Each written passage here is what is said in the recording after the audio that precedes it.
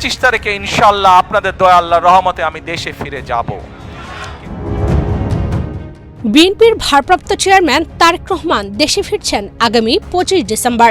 স্বামী এবং কন্যাকে নিয়ে আসার জন্য লন্ডনে গেছেন তারেক রহমানের সহধর্মিণী ডাক্তার জুবাইদা রহমান। সংকটাপন্ন অবস্থায় হাসপাতালে চিকিৎসাধীন বেগম খালেদা জিয়ার পাশে থাকতে 2 সপ্তাহ আগে তিনি দেশে এসেছিলেন। 20 ডিসেম্বর শনিবার সকালে ধানমন্ডি থেকে বিমানবন্দরের বোর্ডিং পাস পর্যন্ত ডাক্তার জুবাইদা রহমানের লন্ডন যাত্রা বিএনপি মিডিয়া সেলের ফেসবুক পেজে লাইভ সম্প্রচার করা হয়।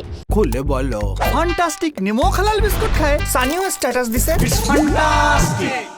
সেখানেই এক পর্যায়ে বোর্ডিংয়ের দায়িত্বরত ব্যক্তির হাতে নিজের পাসপোর্ট ও বোর্ডিং পাস তুলে দেন জুবাইদা রহমান। এই ভিডিও থেকে তার পাসপোর্টটি অনেকের দৃষ্টি আকর্ষণ করেছে।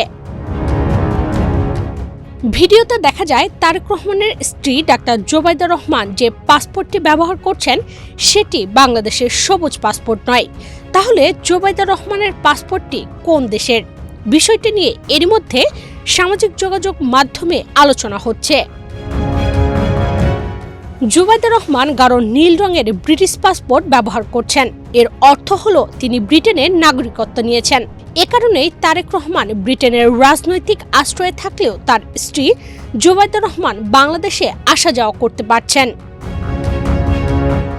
জুবাইদা রহমান ব্রিটিশ পাসপোর্টধারী হলেও তারেক রহমান এখনও শুধুই বাংলাদেশের নাগরিক।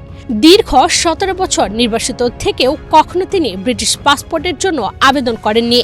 দেশে ফেরার জন্য ইতোমধ্যেই তিনি বাংলাদেশের ট্রাভেল ডকুমেন্ট নিয়েছেন। ইশরাত চৈতি, বাংলাদেশ প্রতিদিন।